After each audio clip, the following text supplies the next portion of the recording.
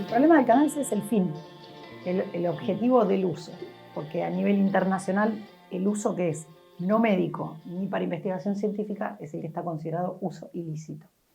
Cuando yo digo a nivel internacional es dentro de un esquema de tratados internacionales que regulan todo lo que es control y fiscalización de sustancias. Sustancias que están dentro de ese sistema de control porque tienen eventualmente uso en salud. Esas son las sustancias controladas. Para entender la diferencia, tabaco, alcohol no están dentro de esas sustancias porque no son de uso en salud. Y todas las sustancias que sirven para la producción de medicamentos legales están dentro de ese sistema de control. El cannabis está dentro de ese sistema y el sistema dice todos los usos lícitos de las sustancias son los que son de uso médico o para la investigación científica, para futuros usos médicos, los que se pudieran descubrir. Interpretando que es un sistema que empezó en la década del 60 y que entendía que iba a evolucionar la evidencia científica en el futuro, pero que es un sistema que empieza con una perspectiva en salud pública, de cuidado de la salud, y a medida que pasa el tiempo, con un segundo tratado y cierra con el tercer tratado de la década de fines de los 80, la perspectiva en salud a nivel mundial de todas estas sustancias varía a una perspectiva de seguridad. Nosotros desde los 70 estamos dentro del paradigma de guerra contra las drogas y los tratados estos se fueron endureciendo y finalmente el que cierra el circuito es el convenio contra el tráfico ilícito. O sea, ya estamos hablando de narcotráfico. Entonces, dentro de ese marco, las sustancias que están controladas tienen en los países que están adheridos al sistema, como es el caso de Argentina, regulación súper estricta. No es regulación de prohibición. Argentina la única vez que tuvo prohibida la marihuana es con un decreto ley de la última dictadura militar. Es una regulación de control muy estricto. El problema es que la Argentina, el camino que eligió, como en general los países de América Latina, es que el control sea a través del sistema punitivo. Entonces lo que hay son leyes penales mucho más fuertes, más sólidas y con más política pública atrás que leyes en salud. Entonces nosotros tenemos la Ley Penal de Estupefacientes 23737 de 1989, que en su lista de sustancias estupefacientes incluye toda planta de cannabis, todas sus partes, derivados, extractos y semillas, sin diferenciar usos. Ahí es más duro que el régimen internacional que reconoce esos usos lícitos. Esto por un lado. En el 2017 se modifica esta lógica con la sanción de la Ley de Cannabis Medicinal 27350 y se reconoce esos usos lícitos del cannabis y sus derivados. Pero no se modifica la ley penal. La Ley 27350 tiene, desde su reglamentación en el año 2020, creado un circuito administrativo de autorizaciones para quien esté dentro de ese circuito administrativo legal de autorizaciones que emite el Ministerio de Salud de la Nación quede fuera de la ley penal. Ese sistema se conoce, se llama ReproCan. Funciona, está creado, o sea, existe en la ley, en el artículo 8º.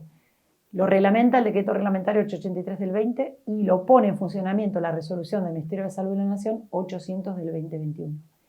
Desde ese momento, marzo de 2021 hasta hoy, el ReproCan fue modificado por 6 resoluciones posteriores, la última de hace 2 meses, sí, de este gobierno, la más reciente, y tiene aproximadamente incorporados entre personas físicas y jurídicas autorizadas para ciertas conductas que de otra manera estarían abarcadas por la ley penal, un universo de 250.000 personas. El ReproCan específicamente es un registro dentro del ámbito del Ministerio de Salud de la Nación. Es un registro digital, ¿no? La gente se inscribe y se reconoce, le declara al Estado con una declaración jurada, dentro de una de 4 categorías, se inscribe, reconoce. Creado por la ley. Creado por ley, sí. No es una política, no es una decisión política de un gobierno, no. Es una ley, aparte sancionada por unanimidad en senadores, o sea, muy bien consensuada. Está creado en el artículo 8º de la ley. La puesta en funcionamiento, sí, dependió del decreto reglamentario de la ley, y después los ajustes prácticos, digamos, del funcionamiento, sí dependen de resoluciones de los respectivos ministros de salud. Pero funciona así. Uno se ingresa digitalmente, se inscribe en una de 4 categorías. Uno puede inscribirse como autocultivador de cannabis para mi uso personal, cultivador solidario para otras personas que por cualquier motivo no puedan cultivar, asociación civil, que puede cultivar, dentro del marco de la cual se puede cultivar hasta para 150 pacientes, o médico tratante. Digamos, estas son las categorías. Lo único que se pide para inscribirse es una indicación médica u odontológica de un profesional de la salud habilitado con matrícula vigente y la declaración jurada con toda una serie de datos donde vos no solamente le informás quién sos, dónde, o sea, cuál es tu domicilio, etcétera, y el Estado puede chequear contra el RENAPER que existas, que el domicilio exista, etcétera, que seas ciudadano argentino, estos requisitos, sino que además vos ahí subís historia clínica y de alguna manera el Estado te está informando que eso no es una medicación habilitada por ANMAT, sino que es un tratamiento de otro tipo, digamos, claro, no te están garantizando ni seguridad, ni eficacia, ni que tendría un medicamento que compras en una farmacia, ¿no? Porque es una vía de acceso distinta del resto del sistema normal. Dentro del funcionamiento práctico, las sucesivas resoluciones dispusieron los términos de esto, porque vos te inscribís. ¿Y qué podés hacer? O sea, una vez que te inscribiste, el Ministerio de Salud chequea todos tus datos y chequea que el profesional de la salud que te indicó, según tu declaración jurada, esté inscrito y corrobore, confirme con un código que vos sos la persona que sos su paciente y que indicó esto. Entonces, una vez que este circuito lo pueden controlar, lo tienen listo, emiten un permiso. El permiso tiene una duración de 3 años desde la fecha de emisión y ¿qué permite? Cultivar hasta 9 plantas floridas por domicilio, por persona, perdón, circular por cualquier medio de transporte dentro del territorio nacional con hasta 40 gramos de flor seca, de flor medido en peso seco, y hasta 6 frascos de 30 mililitros de extractos de aceite, digamos, de cannabis. Eso es lo que autoriza. Y en el caso de las asociaciones civiles, las mismas cantidades, pero respecto de 150 pacientes en múltiples domicilios, porque en un solo lugar es muy difícil. La última resolución del Ministerio de Salud lo que hace, modifica un poco la línea. Todas las resoluciones venían en una línea de ampliación de derechos y reconocimiento de distintas realidades que hacen al uso medicinal, terapéutico, paliativo del cannabis, que va variando, ¿no? La última resolución empieza con una lógica de mayor restricción.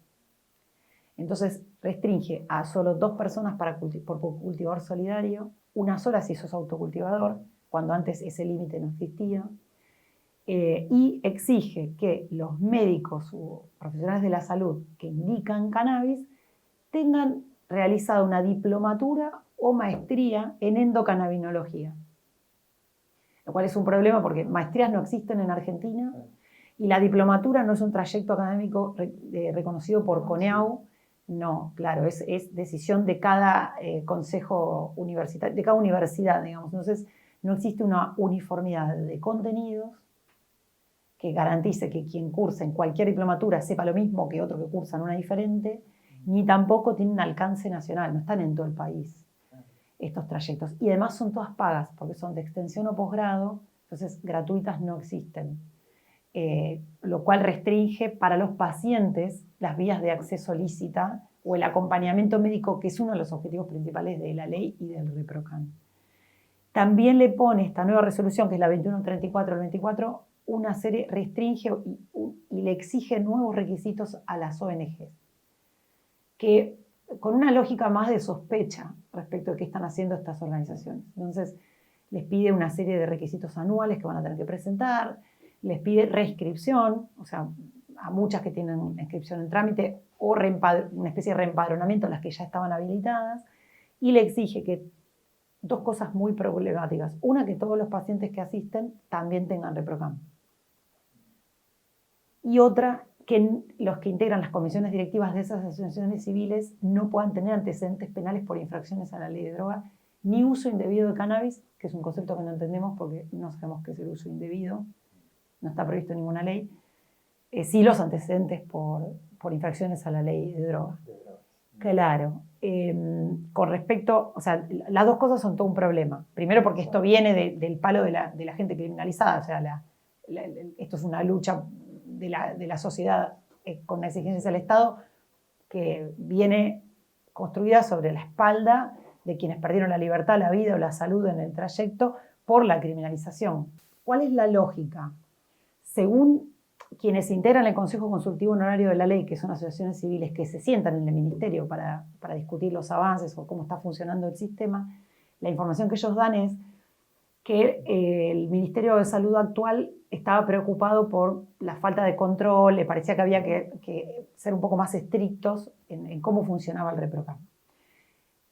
El control por parte del Ministerio de Salud está íncito en el sistema, o sea, forma parte de las obligaciones que tiene. O sea, ellos podrían ampliar todos los derechos posibles y controlar el cumplimiento adecuado de toda la política pública sin inconveniente. De hecho, es obligatorio, en realidad, por ellos, para acompañamiento de los pacientes. Porque esta no es una política para los cultivadores, aunque termina haciéndolo, pero no está pensada, no es por el acto de cultivar, sino para el que tiene que acceder por esa vía y no puede por otra. Entonces el Ministerio de Salud, esa gente no la puede no acompañar, y la puede acompañar controlando tranquilamente a todo el sistema, a asociaciones civiles, a médicos, a quien fuere, pero en vez de elegir una lógica de acompañamiento, porque eso implica un aumento del sistema estatal, o sea, tenés que tener más recursos puestos a disposición del control de la política pública, han elegido una lógica de cerrar la puerta, claro, de restricción. Y esto tiene dos problemas. El primer tema es que si vos querés ser más estricto con los requisitos, si vos querés sobre-reglamentar algo, la respuesta del propio esquema tiene que ser mucho más ágil. El sistema informático por el que funciona tendría que responder mucho más rápido, las autorizaciones de quienes cumplen todos los requisitos tendrían que salir de manera rapidísima, y hay gente que tiene 9 meses de demora. Entonces, el problema es, si vos querés ponerte en restrictivo, que es una posibilidad, porque es una decisión, porque te parece que esto puede ser un problema, hay que rendir cuenta, el Estado argentino nacional, federal, rinde cuentas al Sistema Internacional de Control de Estupefacientes. Entonces, que vos tengas que controlar, es lógico, está bien, es parte de las reglas de juego, pero si vos vas a ponerte súper reglamentario, tenés que, la parte de los que cumplen la reglamentación tiene que ser agilísima, claro, y el sistema de control tiene que estar en esa línea. ¿Qué pasa si esto no pasa? ¿Qué pasa si el sistema sigue teniendo una lógica de cerradura cada vez más cerrada, una puerta que se cierra cada vez más, para que por el sistema legal entre menos gente, ya sea por la demora en la respuesta o por la cantidad de requisitos que muchos van a ser para mucha gente de muy difícil cumplimiento? Todo el universo de pacientes que hoy acceden a cannabis medicinal por una vía lícita no van a dejar de atenderse con esa herramienta terapéutica en tanto les sirve para su salud. Entonces, lo que el Estado termina haciendo es empujándolos nuevamente al circuito irregular, con el gran problema, por un lado, del sistema punitivo funcionando a toda máquina, porque nunca cambió, y por otro lado, el riesgo en salud que implica ir a acceder a una sustancia en un circuito que no tiene control sobre seguridad, calidad, eficacia o trazabilidad. Entonces, se vuelve un boomerang. O sea, quizás con la lógica de control, si la única respuesta es restricción, lo que va a terminar pasando es mayor afectación de salud, o este es el riesgo, digamos, que quienes estudiamos esto lo estamos diciendo en los foros, lo estamos escribiendo en los artículos, estamos advirtiendo, ojo, porque este escenario ya lo vivimos en 2017, antes de la reglamentación, en 2017, 18, 19, antes de la reglamentación de 883. Entonces, sabemos que se puede volver ahí, porque lo que está claro es que lo que no va a volver es el dejar de usar cannabis. Eso no existe más. Hay un cambio social, una construcción que está, una aceptación incluso del sistema de salud. Entonces, no va a desaparecer el uso de cannabis. Si hay alguien que tiene una perspectiva moral de este lado, no va a pasar eso. Que vuelvo, no está mal la lógica de control, porque es lo que corresponde. Pero la otra lógica sería que si el Estado elige correrse del acompañamiento, porque considera que debe haber un Estado más chiquito, más reducido, menos funcionarios, una línea parecida tendría que seguirse en el plano punitivo. Y entonces, por ejemplo, porque esa sería la otra manera de entenderlo.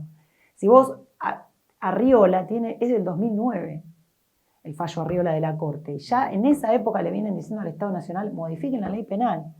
Entonces, si vos modificaras la ley penal y solamente, o sea, y la ley, primero, reconociera que los usos lícitos de cannabis no pueden estar dentro del esquema penal, no pueden ser equiparados a estupefacientes, otro tipo de usos. Eso por un lado. Pero por otro lado, todo lo que son tenencias para consumo, directamente correrlas del sistema.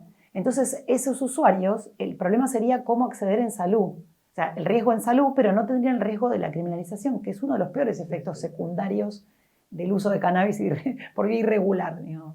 Esa es la otra. O sea, si vos querés un Estado que se corra de ciertos lugares, te tenés que correr también de lo punitivo. Pero si no, ahí hay como una incongruencia en la línea que deja a la gente acorralada en nada menos que a gente que ya viene con una situación de vulneración por problemas de salud. Si uno tiene una perspectiva liberal, no debería ser así. Porque, claro, no, pero digo, si vos seguís una línea liberal, como tienen, por ejemplo, países como Estados Unidos, bueno, entonces ahí, claro, tenés que correrte de la persecución de lo que es uso personal, lo que está en el ámbito privado de la gente. Esta sería la lógica. Si vos tenés una perspectiva de apertura hacia otros, cómo funcionan en el plano internacional en cannabis medicinal, más de 50 países lo tienen regulado, y países como Alemania, porque Uruguay fue el primero en 2014, pero Alemania es el más reciente, países de Asia y Estados Unidos y Canadá, tienen regulación de todo uso de cannabis, y no es tan difícil ir a un esquema así. Hay que pensarlo, ¿no? Pero digo, no es tan difícil, ¿eh? Inclusive el uso recreativo. Sí, todo acá uso. No está permitido. No. En esta legislación no. Claro, no es que se persiga el uso, porque el uso no se persigue, sino todas las acciones previas, la tenencia, básicamente, y la producción, claro, o el circuito irregular de comercio.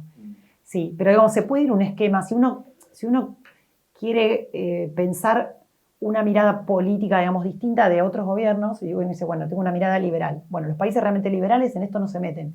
Tienen umbrales, incluso para otras drogas. Legislan diferente. Y los países que están pensando en una lógica de mercado, como es Alemania, están regulando con lógica de mercado. Están diciendo, bueno, acá hay un negocio y regulémoslo, como en su momento fue el tabaco o el alcohol. Entonces, si uno quiere mirar con una perspectiva ideológica, si se quiere, distinta de la que han tenido otros gobiernos, bueno, en este caso tampoco está respondiendo a esas lógicas, no se entiende muy bien. Las discusiones sobre ley de droga suelen tener complejidades a nivel transversal en política. No están, o sea, es muy complicado, o sea, no se...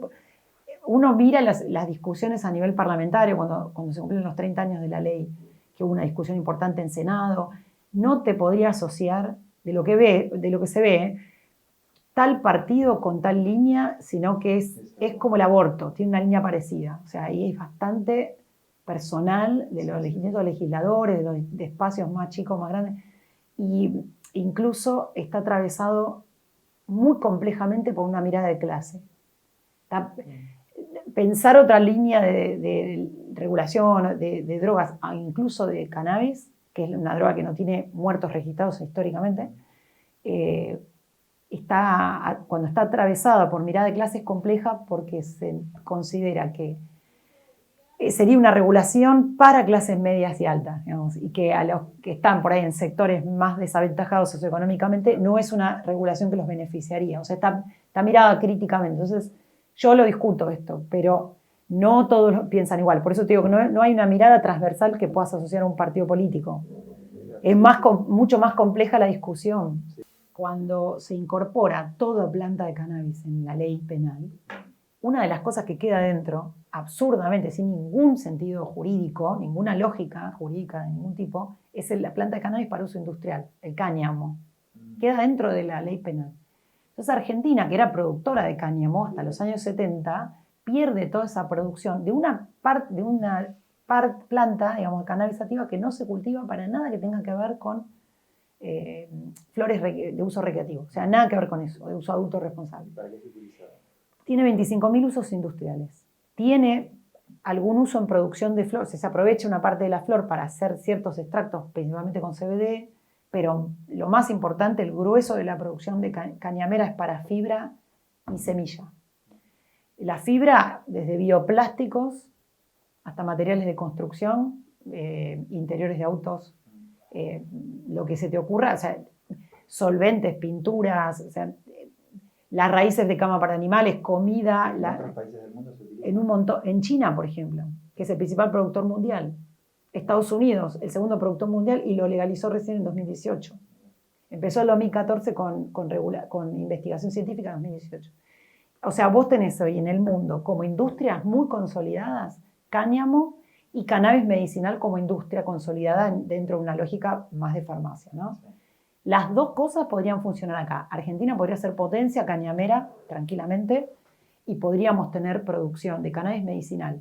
Por lo pronto para el mercado sudamericano, porque por ejemplo Brasil no lo tiene, Chile la tiene de una manera reducida, Uruguay casi no tiene, Paraguay casi no tiene, o sea, hay un universo de pacientes que ni siquiera tenés que cruzar el océano, con los que se podría trabajar. En esta línea se sancionó en 2022 la ley 27.669, que es la ley del marco productivo, la ley marco para el desarrollo productivo del cannabis medicinal y cáñamo industrial. Con la idea de promover, es una ley que tiene promoción, o sea, todo, tiene regulación y promoción de estas nuevas industrias. Está pensada con una ley, con una agencia federal, que es la... Pero ¿cómo se armoniza con la otra mirada restrictiva de estas últimas resoluciones? Bueno, la ARICAME, que es la agencia federal que crea, o sea, la ley 27669, que ya tiene dos reglamentaciones, decreto 30 del 23 y 405 del 23. Es una ley que lo que hace es reconoce todo lo que es cannabis medicinal habilitado por la 27350 es la industria que puede funcionar acá, por un lado, y el cáñamo, la ley 27669 específicamente define qué es el cáñamo para separarlo de los otros tipos de cannabis y dice expresamente que no es estupefaciente en los términos de la 23737. O sea, legaliza el cáñamo, legaliza y regula.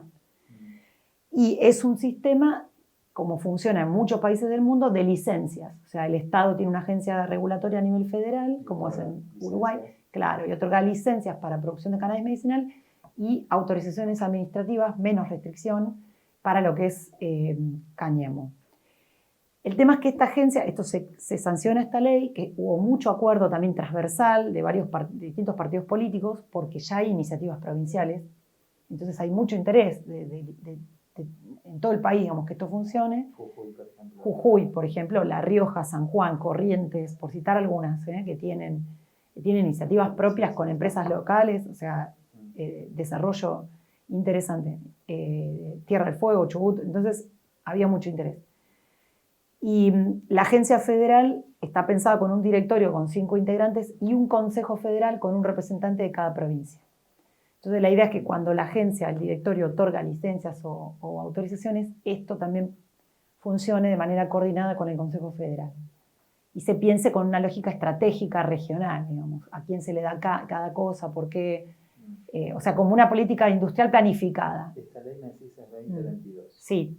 ¿Podría haber sido posible en esta nueva etapa con esta mirada más restrictiva? El tema es que se vació de contenido, porque la agencia regulatoria funcionó durante el año pasado. Claro. Específicamente para empezar a crear la reglamentación, y eso se llegó a crear. O sea, el decreto 30 del 2023 pone en funcionamiento el directorio. Y el 405 es la reglamentación de la ley, que te dice qué licencias, qué autorizaciones, especifica los porcentajes de THC para diferenciar cáñamo de cannabis, o sea, algunas cuestiones técnicas las quedan plasmadas en ese decreto. Pero todo el personal de la agencia funciona en el ámbito del Ministerio de Economía. O sea, primero iba a ser Ministerio de Producción, después quedó Secretaría de Producción, Economía. Cuando termina el año, todos los empleados de la agencia eran contratados. Esos contratos no se renovaron. Entonces todo el personal...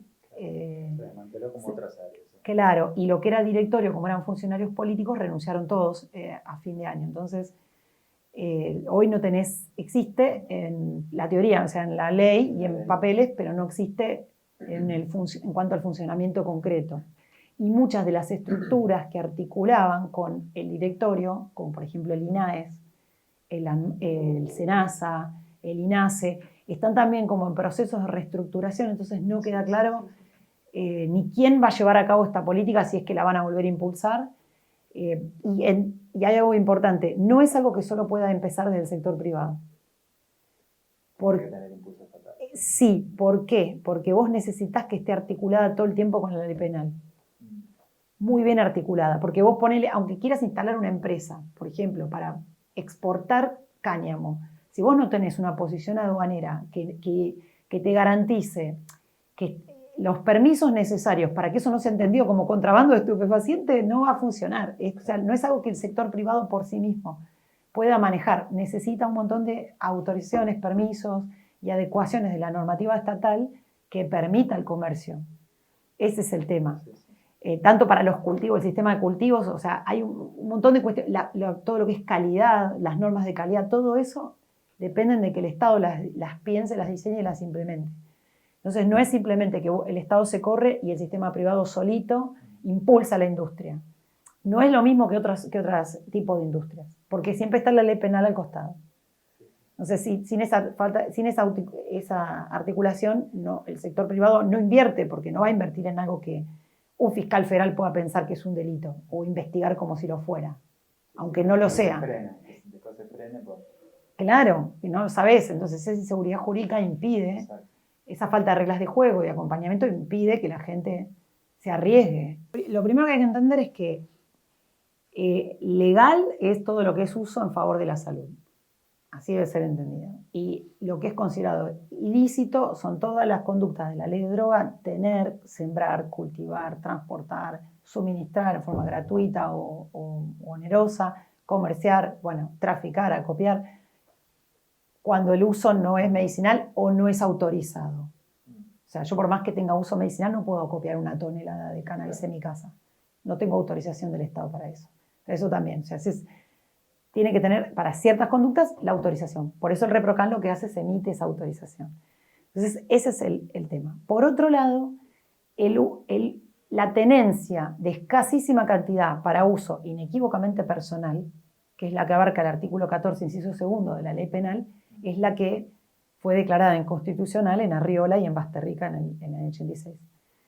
Entonces, el problema que hay es, a mí, ¿me puede detener la policía por un cigarrillo de marihuana en la calle? Sí. ¿Va a pasar algo? No, van a archivarlo eso. Ahora, yo voy a sufrir esa parte de la criminalización que habilita incluso violencia institucional. En muchos casos sí la voy a sufrir, aunque después el Poder Judicial, aunque eso no tenga mayores consecuencias. Para mí sí las tiene, porque toda detención tiene consecuencias, pero hay que entender que por ahí la consecuencia posterior sea, en tanto ese uso sea claramente o inequívocamente personal. Pero eso no legaliza, o sea, que después no tengas una consecuencia jurídica o judicial no legaliza. Sigue siendo una conducta que está dentro del marco de la criminalización. Entonces, si el uso que yo hago es medicinal, en realidad el consejo que nosotros siempre le damos a la gente es: explícalo. Tenés que tener condiciones para explicarlo si es así. Porque un usuario medicinal cuida sus plantas, no reparte cosas que no tiene que repartir, tiene sus historias clínicas, tiene su CUT, en el caso que lo tenga tramitado, tiene su médico tratante. Entonces, si por un motivo errado entran a su casa, lo allanan o lo paran en la calle y él con ReproCan está fuera del sistema. O sea, esa es la más fácil. Y dentro de los límites del ReproCan, por supuesto, ¿no? Lo que el ReproCan autoriza. Y sin ReproCan, porque lo tiene en trámite, porque no lo llegó, no sabía dónde tramitarlo, no tuvo el acompañamiento. Bueno, poder explicar es clave para después no tener una consecuencia mayor en términos de criminalización. El problema es que, sobre todo en las generaciones más jóvenes que tienen una perspectiva más laxa y piensan que no, acá no pasa nada, esto es legal, puedo hacer esto, puedo hacer otro, que entiendan que la ley penal no se modificó y el riesgo de criminalización está a la vuelta de la esquina y en forma permanente. Porque pese a que Argentina fue condenada en Fernández Prieto y Tumbeiro, en la Corte Interamericana de Derechos Humanos, justamente por esta lógica de criminalizar en forma racializada o con criterios clasistas, lo que se criminaliza bajo esas lógicas es justamente las tenencias de droga. Este es el principal, o de estupefacientes, es la principal lógica de entrada de esta criminalización selectiva que tienen mucho las agencias penales. Y cuando vas a la práctica te encontrás con cosas muy disparatadas en el día a día del trabajo. Nosotros como defensores oficiales nos encontramos con lógicas muy disparatadas. Porque vos tenés, por ejemplo, gente criminalizada con plantas podridas, explicando en tribunales, ciudad procesada, gente procesada con ramas sin cogollos, gente a la que la procesan por una rama con cogollos, pero le pesan todo junto, entonces te da 2 kilos, algo que es nada. Gente procesada con aceites, gente detenida en aeropuertos por tratar de volar con una cremita para la artrosis, gente con Reprocan no actualizado por una deficiencia del sistema, con un tratamiento, digamos, de añares, también criminalizada, víctimas de robo de plantas convertidos en imputados. Esos son algunos de los casos que nosotros conocemos. Entonces, cuanto más claro sea lo que uno hace, más claro le resulte al policía cuando entra en un allanamiento, al funcionario judicial cuando se encuentra con el escenario, mejor se puede explicar, mejor. Increíblemente está mucho más capacitada la fuerza de seguridad que el sistema de justicia. Capacitaciones de las fuerzas de seguridad se hicieron desde el año 2021 en Provincia de Buenos Aires y se hicieron el año pasado en fuerzas federales. Y después muchas provincias, Tierra del Fuego, por ejemplo, Santa Fe, son provincias que capacitaron a su policía específicamente en esto.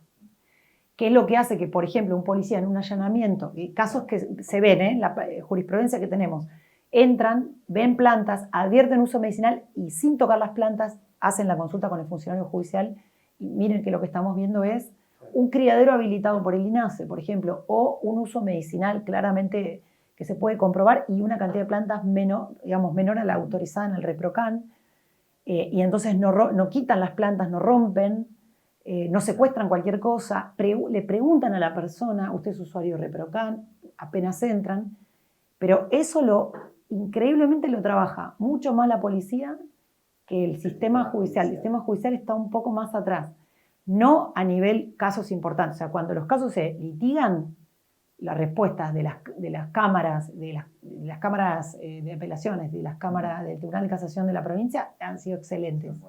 Sí, pero estamos hablando de casos que para llegar ahí tienen todo un recorrido de litigación con un esfuerzo, una defensa efectiva, digamos, proactiva, y además casos que el costo para la persona, claro, es muy grave. Exacto, o sea, vos tenés un montón de jurisprudencia clara, pero las zonas que les parecen grises a los fiscales, particularmente que trabajan esta temática, cuesta muchísimo deslindar.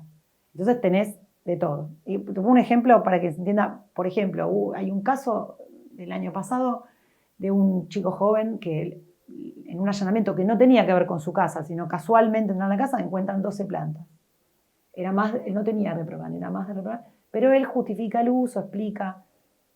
Bueno, ese chico estuvo 2 meses preso. En algún punto las cámaras de apelaciones que interviene resuelve que eso en realidad era una infracción al artículo 5A y que correspondía en la intervención de la justicia federal. 24 horas tardó la justicia federal en excarcelarlo porque entiende que eso no forma parte de un circuito de narcocriminalidad. O sea, también esto, o sea, vos tenés divergencias en los abordajes de los sistemas judiciales cuando hay desfederalización, como es el caso de nuestra provincia, entre lo que es federal y lo que es provincia, que también impactan. Por eso digo, capacitar al sistema de justicia es clave, un poco para ordenar las líneas, ¿no? Porque no puede haber tanta diferencia entre un abordaje y el otro. ¿Qué pasa si estamos entre la misma conducta? Por un lado. Y por otro lado, para no evitar el avance, el avallazamiento de derechos de usuarios con afectaciones en salud graves, que como son la mayoría de los usuarios medicinales, cuando no corresponde. ¿Cuál es la consecuencia de no hacer esto? Y juicios contra el Estado. De hecho, en el caso en el que a mí me tocó ser defensora, el Tribunal de Casación cierra la Sala Cuarta diciendo se queda habilitada la vía contra el Estado por el daño. O sea, es contraproducente para todos nosotros. Capacitar sería clave. A nivel mundial hay papers, porque debe ser una de las plantas más estudiadas del mundo, hay papers que acreditan óptimos resultados, buenos resultados en 45 patologías distintas. Hay que entender que el cannabis no cura, no es una planta es una herramienta terapéutica para el tratamiento de síntomas que pueden ser mismos síntomas en diversas enfermedades, ¿no? Entonces, por ejemplo, todo lo que son efectos secundarios de las quimioterapias, que pueden ser diversos, depende de la reducción de esto. Reducción de convulsiones, o crisis convulsivas en multiplicidad de patologías, principalmente neurológicas. Reducción del dolor. Bueno, esto está asociado a multiplicidad de patologías. Mejoras del sueño, mejoras del apetito para casos de caquexia, que pueden estar asociados desde HIV a otras patologías. Tiene efectos desinflamatorios también, asociados a multiplicidad de patologías. Lo que pasa es que hay una particular que tiene una evidencia científica contundente, que es la epilepsia refractaria infantil, que fue como la puerta de entrada a la discusión, porque es una patología que no tiene tratamiento justamente es refractaria a toda otra medicación. Entonces, es como la clave, digamos, para entrar ahí. Entendiendo también que se trata de pacientes que también se hacen refractarios a las cepas de cannabis, y hay que rotarles las cepas, modificarles las variedades, muchas veces por esto. O sea que no es que esto es milagroso, sino que actúa también en la misma línea. A partir de ahí se empezó a usar para otras cosas, y ahí tenés toda la investigación. En Argentina se reconoce diferentes patologías, pero que van desde la fibromialgia, patologías muy complejas de tratar, fibromialgia, por ejemplo, todo lo que es tratamientos paliativos en oncología, por ejemplo, o sea, en oncología y en paliativos de otro tipo de patologías, todo lo que son neurológicas como parálisis cerebrales, estas epilepsias refractarias como síndrome de Dravet, de West, de Lennox-Gastaut, bueno, dolores agudos, hay uno muy particular, que es no me acuerdo el nombre, del trigémino, neuralgia del trigémino, dolores articulares asociados a artritis, artrosis reumatoidea, problemas específicos del sistema digestivo como es el síndrome de Crohn. Estas son todas patologías que mejoran con tratamiento de cannabis, con poca o nula efecto secundario negativo y todos efectos reversibles. Entonces, por eso es la importancia de esto. Porque claro, le mejora la calidad de vida a un montón de gente, incluso en forma concomitante con los tratamientos que ya tienen, que tienen limitaciones muchas veces. Fibromialgia es clave, porque la gente está hipermedicada, con distintos tipos de medicación, y quizás no le reduce del todo, no le hace efecto en todo. Entonces el cannabis coadyuva, bueno, ahí tenés un ejemplo.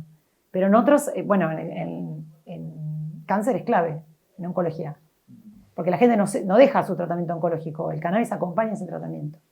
En paliativo lo mismo, o sea, estamos hablando de una herramienta terapéutica que coadyuva o que mejora sin necesariamente modificar o dejar otros tratamientos. No implica eso. En algunos casos sí, pero no implica eso en todos los casos. Argentina además tiene una de las legislaciones mejores de la zona, porque Brasil no tiene nada que ver con nosotros, ni siquiera Chile tiene una legislación tan avanzada como la nuestra. Esto también hay que tenerlo en cuenta, o sea, no hay que desmerecer lo ganado porque es muchísimo. Pero, por ejemplo, Colombia logró, con una legislación estricta, muy estricta por el tipo de país que tiene y la problemática a la que viene, y sin embargo tiene un desarrollo de industria de cannabis medicinal mucho más que el nuestro. O sea, digo, ahí ves los claroscuros. Los problemas son, por un lado, la desinformación y la perspectiva moral que nos atraviesa, porque uno para entender esto se tiene que deconstruir, es como lo de género. Todos nacimos machistas, digamos, entre una lógica patriarcal y nos fuimos, y por ahí mis hijos no, pero los que nacimos antes de tal año, está dentro de nuestro ADN, digamos, de nuestra concepción del mundo. Con esto pasa lo mismo. Nosotros nos criamos con una perspectiva de toxicidad y punitiva sobre ciertas sustancias, y es muy difícil correrse de ahí porque es como acá adentro que uno siente la sensación de ilegalidad, de que algo no... Bueno, imagínense eso trasladado a legisladores que por ahí tienen 60, 70, o sea, gente que incluso criada o formada de forma mucho más estricta que la nuestra, no es tan fácil. La moral religiosa también tiene mucho que ver en muchos casos, en otros no, pero en muchos casos sí. También. Y después también hay un problema que es, si se quiere, geopolítico, en términos económicos, que es el peso que tiene el sistema farmacéutico en seguir intentando que lo que prime sean cierto tipo de medicamentos y no otros, que es lo que también generalmente va contra lo que es la medicina tradicional de pueblos originarios o chinos. O sea, hay una lógica de meter todo en un sistema de capitalismo farmacéutico, y lo que va contra esa lógica cuesta bastante que encuentre su espacio. Y eso no es un tema argentino, ¿eh? Eso es por eso los países, cuando legalizan, todo, digamos, regulan con el sistema farmacéutico dentro del sistema. O sea, no liberan, sino que regulan con esa línea también. Que para mí no es eso. O sea, no hay que ni descartarla, o sea, no hay, ni está todo mal, y esto todo bien, o sea, hay que poder tener todo dentro de la misma lógica y que la gente acceda a distintos tipos de cannabis por todas las vías posibles como herramienta terapéutica. Si te sirve un preparado de una farmacia, genial. Si te sirve un medicamento habilitado por ANMAT, genial. O sea, un preparado magistral, y si cultivas en tu casa y te sirve, genial. Y lo que no puede haber es perspectiva moral atravesada, mucho menos ley penal, criminalizando con espada de Damocles de criminalización sobre uso ilícito, que es esto. Exacto.